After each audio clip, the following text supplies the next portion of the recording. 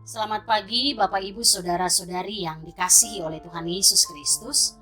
Hari ini Kamis 2 September tahun 2021, saya Pendeta Iren bersama suami dan anak kami hendak mengajak Bapak Ibu para pemuda-pemudi gereja untuk mengikuti renungan harian yang dikeluarkan oleh Sinode Gereja Kristen Oikumene di Indonesia (GKO) dengan kita berpedoman pada pola pembacaan Alkitab 4M, yaitu menerima, merenungkan, melakukan, dan membagikan firman Tuhan.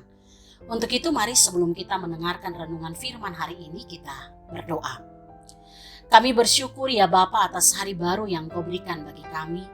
Itulah kesempatan bagi setiap kami untuk melakukan kehendak-Mu di dalam dunia ini. Hari ini kami mau kembali diperlengkapi dengan firman-Mu yang adalah petunjuk bagi kami bagaimana kami harus hidup benar di hadapan Tuhan, sehingga kehidupan kami dapat menjadi saluran berkat bagi sesama. Roh Kudus, mampukanlah kami untuk mengerti dengan benar dan melakukan firman-Mu. Di dalam nama Tuhan Yesus firman yang hidup kami berdoa. Amin. Bapak Ibu Saudara yang terkasih, hari ini kita akan merenungkan firman Tuhan dengan tema melakukan firman Tuhan dengan setia.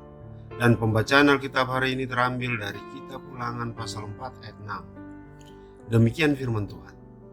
Lakukanlah itu dengan setia, sebab itulah yang akan menjadi kebijaksanaan dan akal budimu di mata bangsa-bangsa yang pada waktu mendengar segala ketetapan ini akan berkata, memang bangsa yang besar ini adalah umat yang bijaksana dan berakal budi.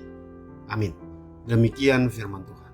Dari bacaan tadi kita mau mempelajari atau menggali isi Alkitab dengan pertanyaan-pertanyaan sebagai berikut. Yang pertama, apa perintah Tuhan yang harus kita lakukan berdasarkan ayat 6 ini? Dan yang kedua, apa berkat Tuhan yang kita terima ketika melakukan perintah itu? Kita perhatikan ayat 6 ini dimulai dengan kalimat lakukanlah itu dengan setia. Apa yang harus dilakukan dengan setia? Kalau kita perhatikan ayat-ayat sebelumnya, bahkan juga kita mendengar dalam penjelasan renungan harian di hari-hari sebelumnya, dikatakan bahwa hal yang harus dilakukan dengan setia adalah ketetapan dan peraturan Tuhan, atau yang disebut dengan perintah Tuhan yang sudah diberikan kepada umat saat itu. Agar apa? Mereka dapat hidup dalam kekudusan. Kita tahu hukum pertama dari 10 hukum Taurat yang diberikan oleh Tuhan kepada bangsa Israel melalui Musa, dikatakan jangan ada padamu Allah lain di hadapanku. Dan kalau kita baca dalam Ulangan 4 ayat 3, dikatakan kisah tentang Baal Peor menjadi bukti nyata hukuman Tuhan terhadap orang yang melanggar perintah Tuhan yang pertama ini. Karena pada saat itu umat Tuhan menyembah Allah lain.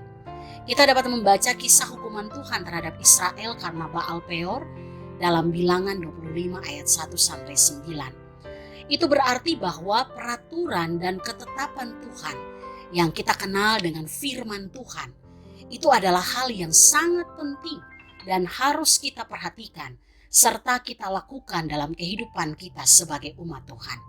Perintah Tuhan, lakukanlah setiap perintah dan peraturan Tuhan ini dengan setia. Setia di sini artinya konsisten, tidak mudah berubah atau berpaling. Ketaatan kita tidak bergantung pada situasi atau kondisi yang sedang kita hadapi. Terkadang kita lihat ada orang yang menyebut diri sebagai umat Tuhan, murid Kristus, tapi ketaatannya pada firman Tuhan bergantung pada kondisi hidup dan situasi yang dia alami. Kalau kondisi hidup kita lagi tenang, hati kita lagi damai dan aman, semua yang kita butuhkan terpenuhi, maka mudah bagi kita untuk taat pada perintah Tuhan atau firman-Nya. Tapi kalau kondisi diri kita lagi lemah, hati kita lagi terluka, beban hidup yang menekan, kita memilih untuk kompromi dengan dosa. Tuhan tidak menghendaki gaya hidup yang demikian. Untuk itu mari lakukanlah dengan setia perintah Tuhan atau firman Tuhan. Itu berarti dalam kondisi apapun yang sedang kita alami, tidak akan menghalangi kita untuk melakukan firman Tuhan. tidak mudah tergoda dengan hal-hal duniawi yang membuat kita jatuh dan melakukan perbuatan dosa.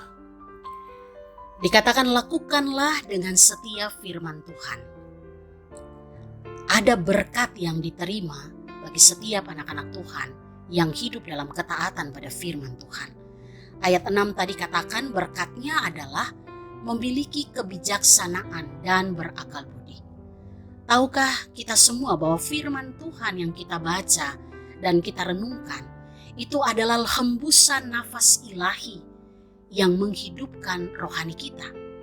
Ketika kerohanian kita hidup dan sehat, maka kita akan berpikir benar dan bertindak benar.